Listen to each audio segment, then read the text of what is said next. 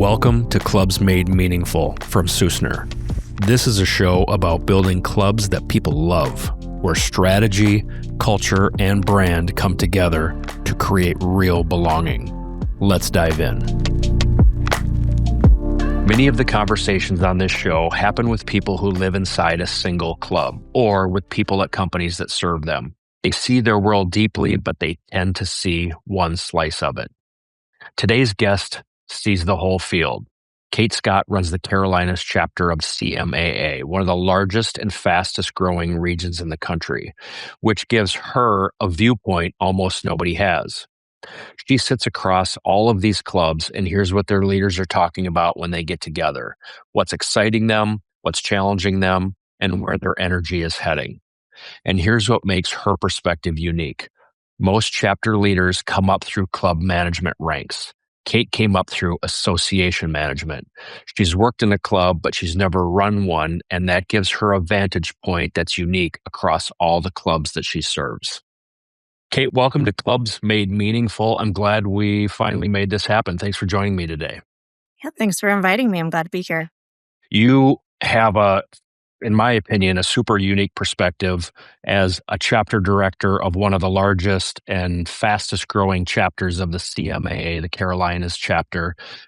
Most of in my experience in the chapters that we've worked with or come across, it seems to me that most of the chapter directors, the people leading those chapters, often come into it as former club managers, but you've come into this industry, you've come into the CMAA in your role a little bit differently. You've been working on the national side in a couple different roles, both from a student development and career services side, and then also as managing director of the national capital chapter. And now you're leading this, the Carolinas chapter.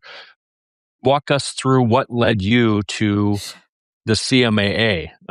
Probably a Sure. big story and an interesting story, but how'd you find your way into the club world?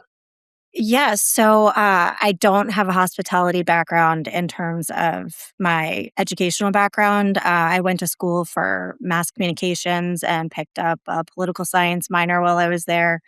Have no desire to do anything related to political science now. But you know, communications is a big part of my day to day.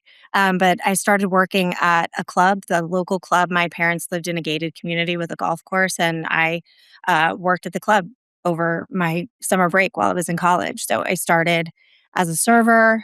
After I turned 21, I was bartending. I would drive the beverage cart for tournaments, and I loved it. It was so much fun. I loved the people that I worked with. I went back, summer after summer. And then after I graduated from college, I didn't have a job lined up. I was trying to figure out what I wanted to do. I was applying for all these different sales positions, and I am not a salesperson. And uh, Ultimately started managing the dining room at the club kind of as an interim position until I found my real job, which the irony of that is now I work with tons of people that is their real job. And I actually loved it. And I actually made a lot more money doing that than I did when I started working at CMAA. But my friend, who was the membership director at our club, the Piedmont Club, she had previously worked for CMAA in the membership department with Kim Pasquale. And she knew that they had a position that opened up for student development. And so she connected us, and I interviewed with CMAA. It felt like a great fit. I never really envisioned going the association management route. I was very involved with different professional associations while I was in college related to communications, PRSSA and the American Marketing Association, but I had never heard of CMAA. As everyone knows, it's like a pretty niche-y little association. But I started working with Kim. I got to go to Hawaii for my very first conference 3 months later.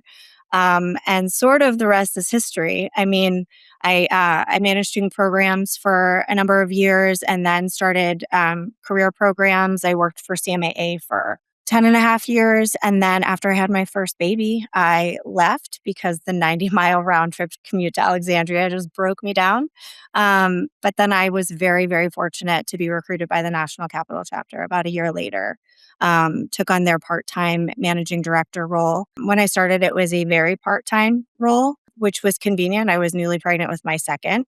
And I just found that I loved it. It was important to me. A lot of times like a job is a job, but like the people in CMAA are so special that it like keeps drawing you back in. When it came to the student development position, I felt like I sort of outgrew it, but I like grew right into the managing director role. It was a nice mix of getting to do kind of what I already knew how to do, but then also kind of get to have my hands in a little bit of everything. Definitely a lot more strategic. Um, and that position grew and grew. And, the National Capital chapter, also a large chapter, but a small, large chapter. They have since merged with Baltimore and are now the Middle Atlantic chapter. And so as part of a lot of those conversations as well. But when the opportunity came for the Carolinas chapter, I was not necessarily looking to leave my job. It just was a really incredible opportunity at a really large chapter. We had about 125 members in National Capital when I left, and the Carolinas chapter has over 500. Obviously, regionally, it's much larger, set up very differently. A lot of resources, a lot of amazing partners, just a really great culture. And so it was really just too good of an opportunity to pass up. So that was 3 years ago. My 3-year anniversary is in 4 days. Congrats. And it has flown by, but it's been really, really great. There's a few other professional service companies like mine that service this industry that might not know what managing director means. People that I've talked to that are learning about the CMAA and the various chapters and sizes, etc. Explain what a chapter director does. What's a day-to-day, week-to-week look like for you? So I work very closely with our board and on strategic initiatives. I manage our foundation, which is our charitable arm and something that we are very proud of. We give out about $55,000 a year in scholarships, $10,000 to $15,000 in student support. So we have, a number of scholarships. We have 2 large CCF fundraisers that we do.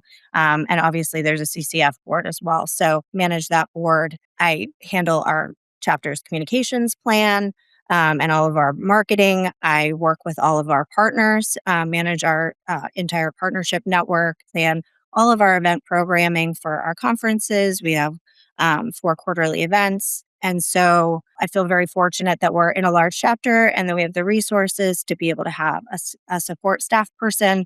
But what I do on a day-to-day basis certainly aligns with my counterparts all over the country. But I like to say that if you've seen one CMAA chapter, you've seen one CMAA chapter.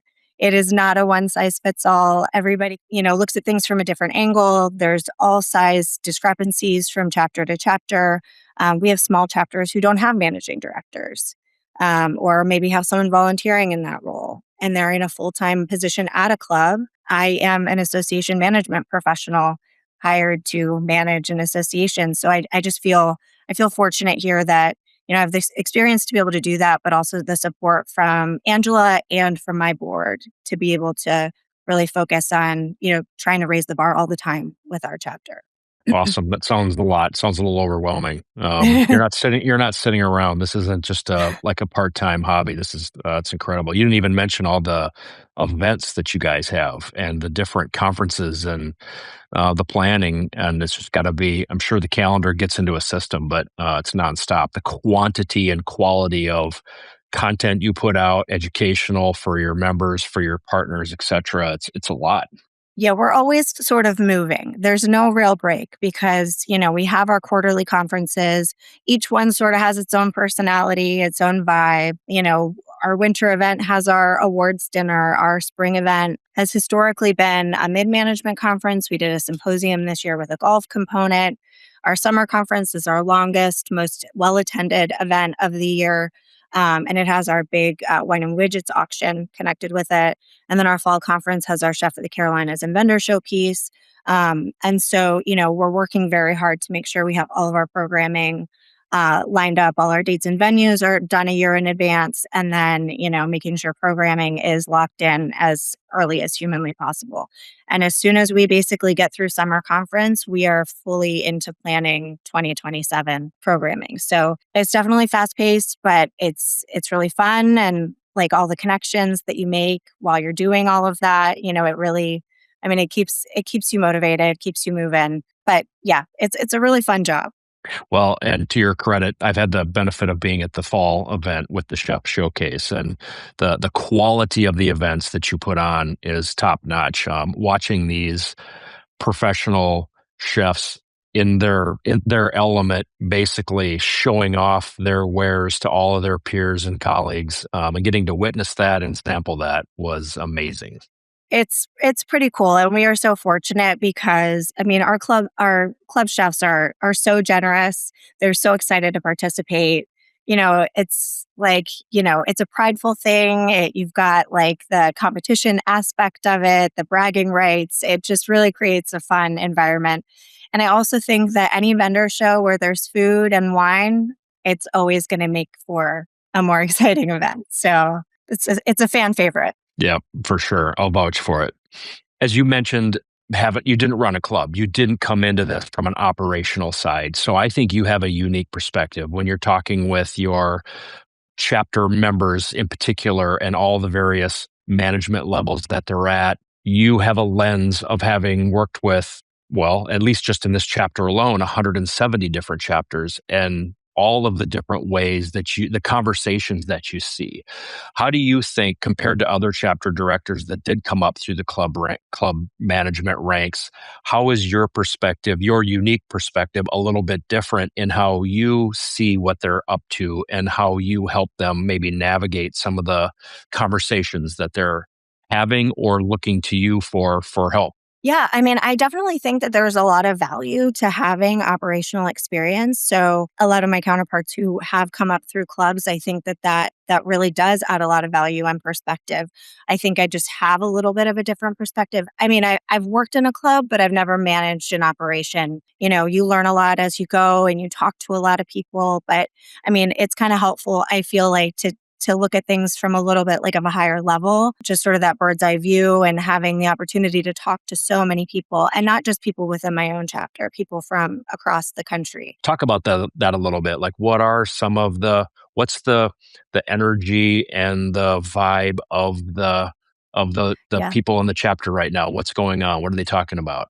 Yeah. I mean, I feel like it's a hard time to be a club manager right now. I mean, the labor market is just insane. I know in talking with several of my board members that the disciplinary things that are going on within clubs right now, members, children of members. I mean, that's become like an increasingly more challenging part of their day to day. As they have introduced more of these like casual outlets where their junior golf programs are growing, they've got kids really utilizing the club, but with a little bit less supervision than they probably should have. And so then the staff is being forced to have to manage some of those situations. It creates difficult conversations. So, I mean, that's something that I feel like we're hearing a lot about. I think the age discrepancies right now, because the club memberships are getting so much younger, but it's still the older members that are on the board. And so you're looking at people who are making all of the decisions on how the money is being spent, but it doesn't necessarily align with the usage at the club. I think that you would think that usage would mean like the increased usage at the clubs would mean that the clubs are making more money. But the reality is that the more the clubs are used, they're actually making less money Hmm. because everything costs so much right now. Wages are so high. It's just it's hard to keep up with like the dues increases to keep the ball rolling and keep these like high performing, like fast growing clubs moving. You don't want to increase dues 10% every year, but the reality is that costs are increasing by 10% every year. And usage is up, 8, 10, 12% year over year. I mean, those are the things that I feel like we're talking about with club leaders in my chapter. So, my club in the summer breakfast opens at 9 a.m. And the way that I would use the club, if it opened at 8 a.m., I would probably eat breakfast there all the time because I literally drive right by it on my way to the office.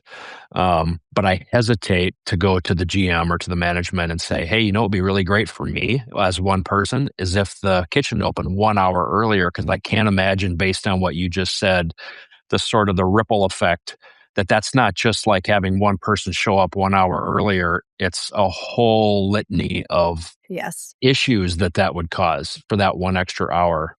Well, it's all a giant balancing act, right? So, I think they want to service their members, but also they have to be able to manage it. And I know I talked to one of our board members. Obviously, in the Carolinas, pools open earlier or try to stay open as long as they can. The weather is warm.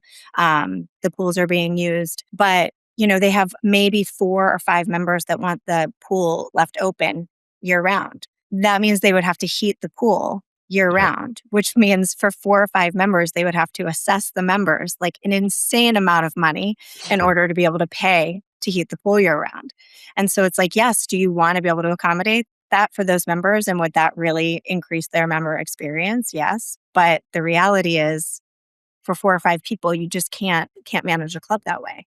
On the flip side, so we've heard that a lot of clubs are still realizing the benefit of COVID, of growth, the positive sides of growth, full clubs, Mhm. waiting lists, members excited. Now it's interesting because now when I see full clubs with tons of people there, and now I have a new lens of what that usage looks like and what that means to a club from a cost standpoint. But with is the COVID benefit, is that still a benefit? And if so, along with that, what are some of the opportunities that are happening right now that are the positives for the clubs in your chapter? I mean, I have to feel like this COVID effect is still like fully, enacted. I mean, I think about back to my time managing student programs for CMAA, and golf was dying.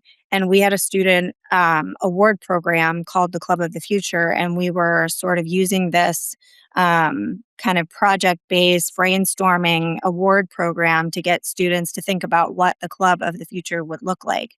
Because if golf kind of fizzled, would people still want to come to the club? They have all this other competition in their life for their time, for their money.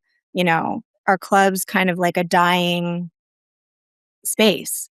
And then COVID happened, and I think it was this massive resurgence of clubs, and everybody, it's their safe space and it's their place to go and be outdoors and be active. And so I mean, I very much feel like with, the insane usage and like the record breaking numbers. I mean, we're still feeling the effect of that. I mean, I don't know if it's like I don't want to like call it that, but it's almost like the before and the after, right? When you look at the clubs that are doing it well, that are currently succeeding, they're growing intentionally or not based on what it is that they want to do. What are the clubs that are doing it right? How are they maybe inspiring the rest of the clubs and chapters as they look towards the future, towards what they could be doing better? Yeah, I mean, I think they're investing more, like making a lot of capital improvements, things that maybe they were dragging their feet on before. I know there are a ton of clubs right now in the Carolinas that are doing golf course renovations or major clubhouse improvements. Definitely, I think just willing to take more chances and do things that are a little bit more off the cuff to try to, garner member satisfaction, increase experience, things that maybe like they weren't thinking about doing before. They're doing different types of events. I think there's got to be some level of security and knowing that there are so many people that are like knocking at your door. And I think it comes with an opportunity to stretch themselves, to do better, to be better, but also kind of gives them a little bit of freedom to kind of push the envelope and try things and take the risk because they're not worried they're going to lose a member and not be able to fill their spot. I'm going to shift gears a little bit and talk about something that you touched on earlier, which is the partnership program with the chapter. A big part of what you do, what the chapter does, is brings clubs together with people and companies that serve the club. And I know you do that very intentionally. How does that matchmaking look like? To help not only your members but also the partners. I think people like me who may be new to the industry, who are maybe new to the CMAA, don't quite understand what partnering or sponsoring a chapter might look like and how it might benefit them and how it actually benefits your chapter members as well. like every partner has unique goals. Obviously, everyone is trying to grow their business, but we kind of experience it in a bunch of different ways. So sometimes there are people that we are working with, or we have a subject matter expert that we need to like. We're asking them to come speak, and then it seems like a natural progression. We have companies who do a lot of business in the Carolinas already, and they want to support. We have companies that are coming to us because they are looking for growth in their business, and they see the Carolinas chapter as an opportunity because we have such large market share, with over 500 members and over 170 clubs in our chapter. There's a lot of opportunity. What I tell people that want to come into our partnership network is we're essentially building a buyer's guide for our members. We want to have a list of trusted partners that our members can go to if they need something. Um, and partnership is not a short game, it is a long game because, not everybody needs, something right now. Kind of building that bench and talking to those people and building trust and investing in those relationships now are going to make them top of mind when they're going to spend $1 million+ on a new pool facility. I feel like it really just depends on the whole partnership piece. I feel like to me, it depends upon the partner to kind of really invest the time to come and be part of the chapter, become part of the Carolinas family, build those relationships organically. It is so relationship driven. There is really kind of that handshake vibe here in the Carolinas. People want to know the people that they're working with, and they want them to feel familiar with them. And we are so fortunate because our partner network is amazing. We have like people come and they spend time and they sit across the table from you in education.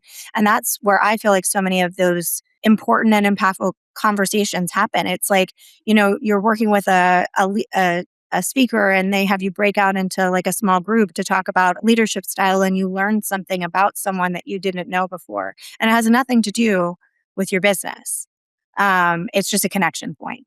And so a lot of times I'll get that question, like, what do you recommend I do if I'm going to like make the most out of my partnership? And it's be available. Come to our events and be a part of the group, and you'll see that investment just over time. You'll feel those relationships build, and you will know that your investment was worthwhile. Our mutual, I'm going to call him friend. I'm not going to call him colleague. Sean Blyle, our members first, who actually listens to this podcast. He's out walking his dog right now and probably listening to this. So shout out to you, Sean. One of the great pieces of advice he gave me right away, a handful of years ago, coming into this, was that you can't become a partner, try it for a year, exhibit at one event, and expect that to translate into success. That it's not. He said, as a becoming a chapter partner, it's not about a transaction. It's not about a one-time making a sale. That it is exactly what you said. It's, I don't know if patience is the right word, but it's building a rapport. It's building trust. It's doing so by providing education and thought leadership, and not just with the hook of some sort of. I mean, sure, of course, we want to sell. As if we're going to partner and we're going to invest our time, that is part of our own company's marketing strategy. But it's going to come from sticking it out and building relationships and having people recognize you and know you and building a trusted referral network as well. Yeah, I mean, absolutely. And I think Sean's like a perfect example of someone to use because I mean, we've had a relationship with Sean and Members First and Jonas for a number of years, and they are thought partners. We obviously are very careful about how we plan our programming and what type of education we choose. We follow CMA's competency areas to build out our programming to make sure that we're touching on all of these important pieces of the puzzle. But having our partners available to us as subject matter experts and people that we can call upon to teach our members new things and advise them on best practices. I mean, it's really invaluable to me as managing director, but obviously to my members who are consuming that information. And, by doing so, it also gives our partners the opportunity to be up in front of the members and really share, you know, give an insight to their personalities, what their companies do, what they're good at, how they can help. And so I really see those types of opportunities as like no-brainer, win-win across the board. As you look at the next couple of years, whether it's for the chapter, for clubs in general, or things that you're putting together for the future conferences, what are some of the things that you're most excited about that are coming up?